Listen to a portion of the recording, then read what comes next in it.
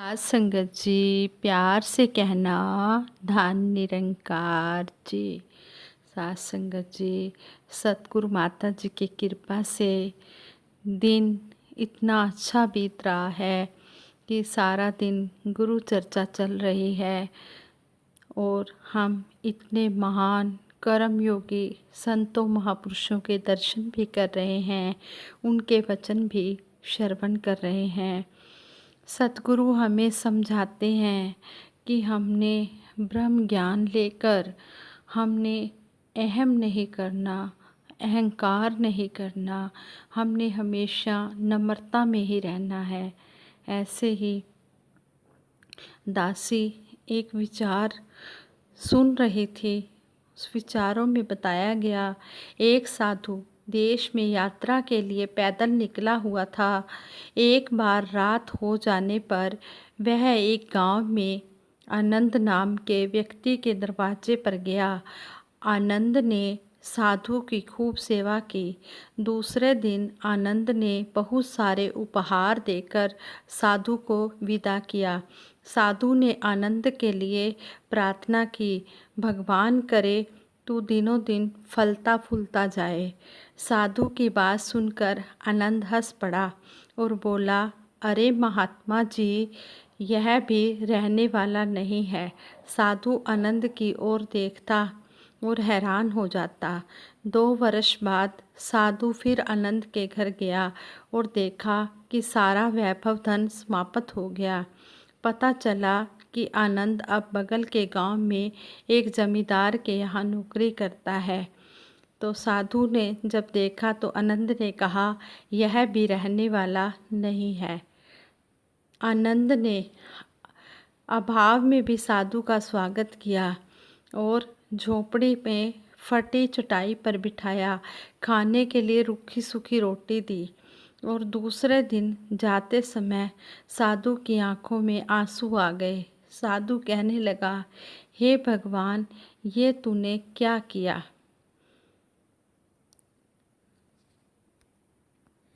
आनंद फिर हंस पड़ा और बोला, महाराज, आप क्यों दुखी हो रहे हो? महापुरुषों ने कहा है कि भगवान इंसान को जिस हाल में रखे उसको हर समय इस निरंकार का धन्यवाद करके खुश रहना चाहिए। समय सदा बदलता रहता है और यह भी रहने वाला नहीं है। साधु मन ही मन सोचने लगा, मैं तो केवल भेष से ही साधु हूँ, सच्चा साधु तो तू ही है आनंद।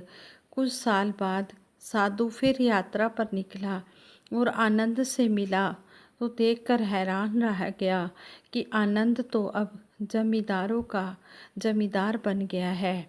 मालूम हुआ कि जिस जमींदार के यहाँ आनंद नौकरी करता था वह संतान विहीन था, उसकी संतान नहीं थी। मरते समय उसने सब कुछ आनंद के नाम कर दिया। साधु ने आनंद से कहा, अच्छा हुआ वो ज़माना भी गुजर गया। भगवान जो भी करता है ठीक करता है और भगवान करे अब तू ऐसे ही रहे। यह सुनकर आनंद फिर हंस पड़ा और कहने लगा, महाराज, अभी भी आप समझ नहीं पाए। साधु ने कहा, क्या यह भी नहीं रहने वाला? आनंद ने कहा, हाँ, यह भी चला जाएगा, फिर इसको अपना मानने वाला ही चला जाएगा। कुछ भी रहने वाला नहीं है। अगर शाश्वत कुछ है तो वह परमात्मा है। आनंद की बात को साधु ने ध्यान से सुना और चला गया।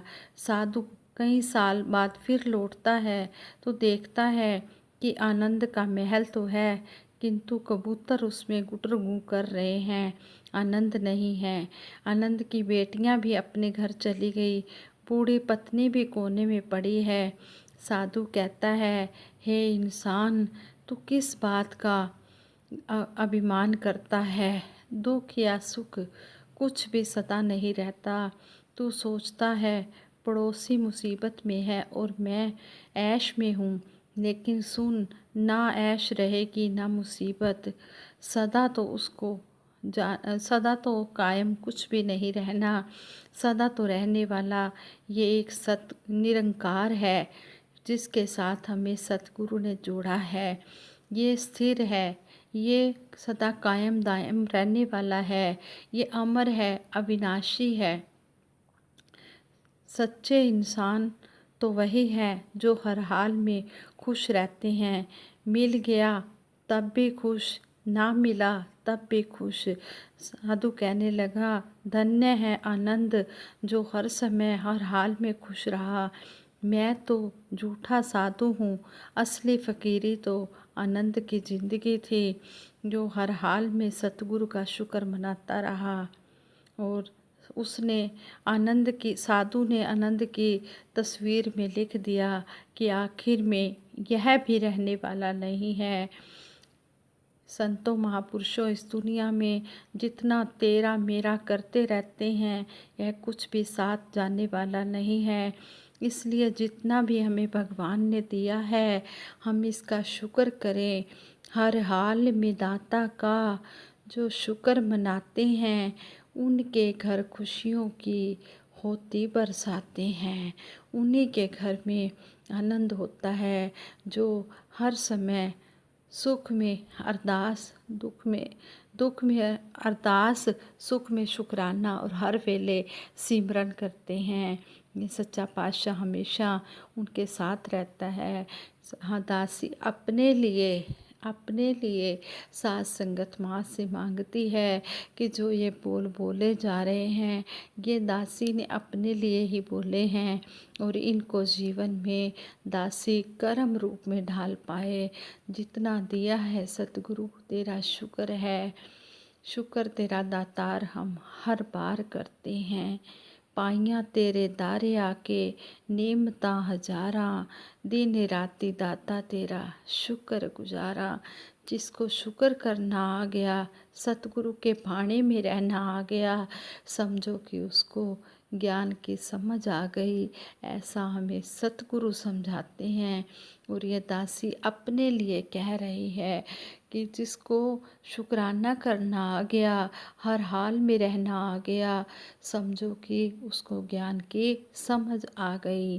जैसे अब ये कोरोना वायरस आया हुआ है तो इसमें भी संत महात्मा कितने खुश हैं, लेकिन जो इस संसार के लोग हैं इनको तो पता ही नहीं है कि आनंद क्या होता है।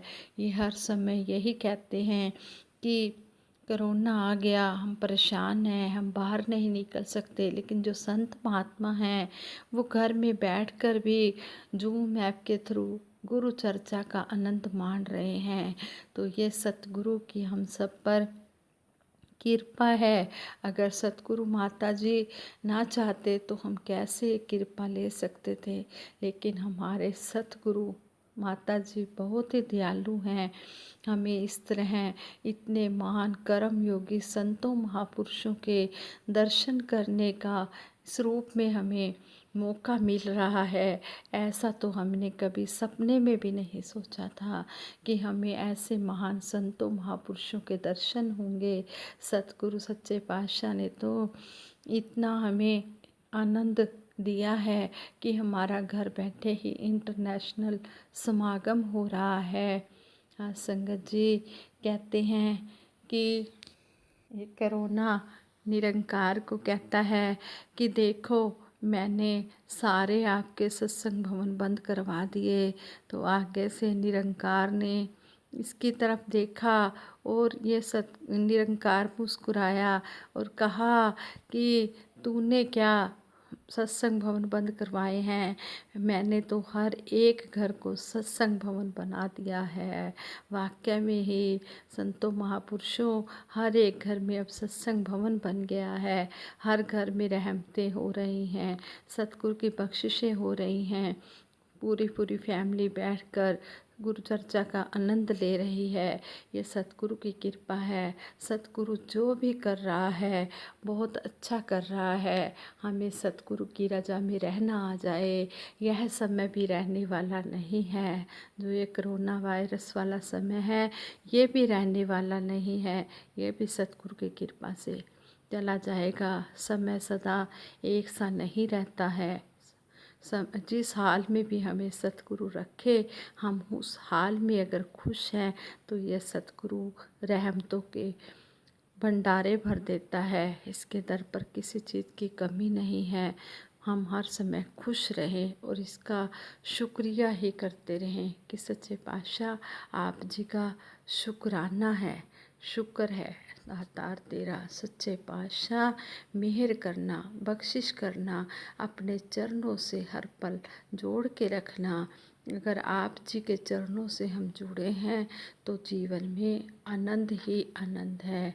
जिस तरह कहते हैं कि पत्ता टूटा डाल से, ले गई पवन उड़ाए, अब के बिछड़े कब मिलेंगे दूर पड़ेंगे जाए।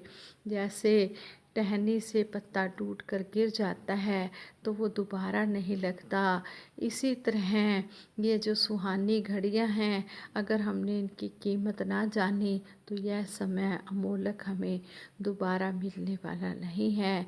हम इस सुहाने समय की हम कदर कर पाएँ और सतगुरु के भाने में रह पाएँ और इसका हर समय शुक्र करते रहें, जिक्र करते रहें और हर पल तू ही तू का सिमरन करते जाएं। संपूर्ण हरदेव वाणी में सतगुरु बाबा हरदेव सिंह जी महाराज ने भी लिखा है कि ज्ञान लेकर ज्ञान का है जिसने ना उपयोग किया, उसको लाभ मिला ना कोई, ना उसने आनंद लिया। सिर्फ ज्ञान लेने से कोई बात न बनने वाली है, बिना कर्म के कभी जिंदगी नहीं संवरने वाली है। ध्यान बिना ये ज्ञान कभी ना उतरेगा इस जीवन में, हर पल हर क्षण सिमरन वाली जोत जगानी है मन में। ऊपर ऊपर तैरने वाला हासिल क्या कर पाएगा, गहराई में जाने वाला मोती चुनकर लाएगा। मुक्ति का हकदार वही है, ज्ञान को जो जन जीता है, कहे हरदेव विष को तजकर नाम का अमृत पीता है। साथ संगत जी, अगर आप जी को कोई वचन अच्छा ना लगा हो तो दासी को क्षमा कर देना, दासी की झोली में डाल देना। दासी अनजान है, बख्श लेना। आप साथ संगत माँ हो, आप जी का हृदय बड़ा विशाल है, आप जी बख्श लेते हो। आप दासी को बख्श लेना और दासी को ऐसी सुमत बख्शना कि दासी जो कुछ भी बोले उसे कर्म रूप में ढाल सके, ज्ञान कर्म में ढल जाए तो जीवन का श्रृंगार बने। जय पातशाह, आप जी की कृपा से दिन बहुत अच्छा बीत गया है। आप जी की कृपा से रात भी बहुत अच्छी बीत जाएगी। जय पातशाह, सब के लिए दासी सारे संसार के लिए सतगुरु से अरदास करती है, हे सच्चे पातशाह सबको स्वस्थ रखना, सबको खुश रखना, सभी के परिवार में खुशहाली हो, खुशियाँ हो, सभी ये सुंदर घड़ियों का आनंद मानते जाएं, किसी को भी कोई कष्ट ना हो, कोई दुख ना हो। आप जी की मेहर भरी नज़र हर संत के ऊपर रहे सच्चे पातशाह, यही आप जी के चरणों में अरदास है, बेनती है।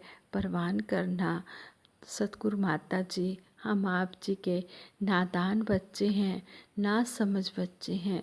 बच्चों की गलतियों को ना देखते हुए हमें अपने चरणों में जगह देना। साथ संगत जी, प्यार से कहना धन निरंकार जी। बोलिए सतगुरु माता सुदीक्षा सविंदर हरदेव जी महाराज की जय। प्यार से कहना प्यारियों धन निरंकार जी।